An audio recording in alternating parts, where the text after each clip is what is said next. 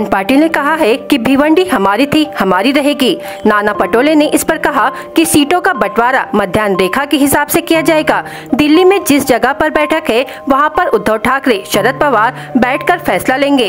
कांग्रेस महाविकास आघाड़ी को तोड़ना नहीं चाहती, लेकिन शिवसेना, उद्धव और शरद पवार एनसीपी के दबाव के आगे नहीं झुकेंगे। राज्य में कांग्रेस पार्टी के नेताओं ने फैसला ले लिया है और दिल्ली हाईकमान ने भी हरी झंडी दे दी है। सूत्रों के अनुसार यह महाविकास आघाड़ी में सीटों के बंटवारे को लेकर फिलहाल घमासान मचा हुआ है, इसलिए अभी तक सीटों की घोषणा नहीं की गई है। इसका जवाब देते हुए नाना पटोले ने कहा कि सारे फैसले दिल्ली में बैठकर होंगे। अठावले गुट को भी एक भी सीट नहीं दी गई है, लेकिन अमरावती में बच्चू कडू उम्मीदवार उतार रहे हैं। अभी तो महागठबंधन में बहुत कुछ होने वाला है। चुनाव 5 चरणों में होंगे और बात करने के लिए और भी बहुत कुछ है। महाराष्ट्र में भ्रष्टाचारियों का एक संगठन है, उन्होंने महाराष्ट्र को लूटा है। देवेंद्र फडणवीस का कहना है कि महाराष्ट्र के उद्योगों को गुजरात ले जाया गया, वे देश में है, पाकिस्तान में नहीं। इसलिए महाराष्ट्र में शाहू, फुले, अंबेडकर की सोच को खत्म करने के लिए उन्हें भी गुजरात भेजने की तैयारी है, इसलिए हम उसका पोस्टमार्टम करने जा रहे हैं।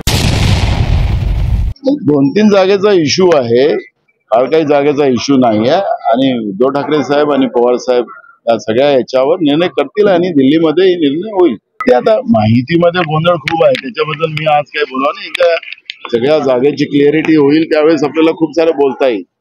आता ते सुरुवात आहे, 5 टप्प्यामध्ये ह्या निवडणुका आहेत, त्याच्यामुळे अजून घडामोडी खूप येतात। त्यामुळे माहितीबद्दलचं आज मी काही बोलावं असं मला वाटत नाही, पण भविष्यात खूप सारं बोलण्यासारखं मी तेच सांगितलं की आता मी काही त्याच्यावर बोलत नाही, कारण की आज बोलण्यात काही अर्थ नाहीये। एकदा जागा वाटपचा आणि पिक्चर एकदा क्लिअर झालं की नंतर आपल्याला खूप सारं बोलण्याचं आहे। महायुतीने सगळं महाघोळ करून ठेवलेला आहे, महाराष्ट्राला तसंच या महायुतीने बदनाम करून ठेवलेलं आहे। भ्रष्टाचारी लोकांचं एक संघटन महाराष्ट्रामध्ये सत्तेमध्ये बसलेलं आहे। त्यामुळे मी आज त्याच्यावरची फार काही प्रतिक्रिया, एकदा जागा आणि हे सगळं क्लिअर झालं की नंतर आमच्याजवळ मसाला खूप आहे महायुतीच्या बद्दलचा। राज्याला कसं लुटलं यांनी थोड्या दिवसात, महाराष्ट्रातले उद्योग कसे बाहेर पाठवले, ते ठरवून कसे पाठवले। राज्याचे उपमुख्यमंत्री फडणवीस म्हणतात की ते गुजरातमध्येच गेले, पाकिस्तानामध्ये थोडीच गेले। तर राज्याचा मुख्यमंत्री, राज्याचा उपमुख्यमंत्री महाराष्ट्राची बर्बादी होते आहे आणि तो म्हणतो की गुजरातला गेलं तर काय बिघडलं। ठीक आहे, आता यांना गुजरातमध्येच रवाना करून टाकू।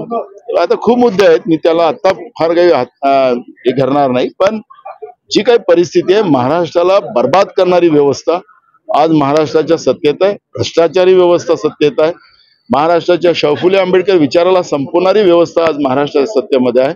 आणि म्हणून या महायुतीचं पोस्टमार्टम जेव्हा हे सगळं क्लिअरिटी आली त्यानंतर आम्ही प्रॉपर करू, एवढंच मी तुम्हाला। प्रत्येक पक्षामध्ये एक जागा आपल्या मिळाव्यात असा प्रयत्न राहणं स्वाभाविक आहे।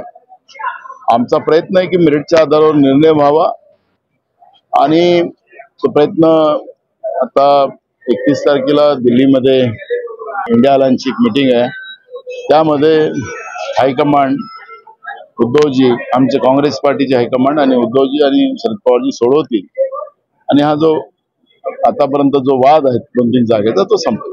मी तुम्हाला तेच सांगत आहे, मी आज आता त्याच्यावरची प्रतिक्रिया देण्यापेक्षा अजून थोडे दिवस बाकी आहे, त्याच्यानंतर याच्यावरची प्रतिक्रिया। आता असं आहे की कोण काय बोलतं त्याच्याकडे देण्यापेक्षा जनतेचं कौल काय आहे हे सगळ्यांनी बघावं।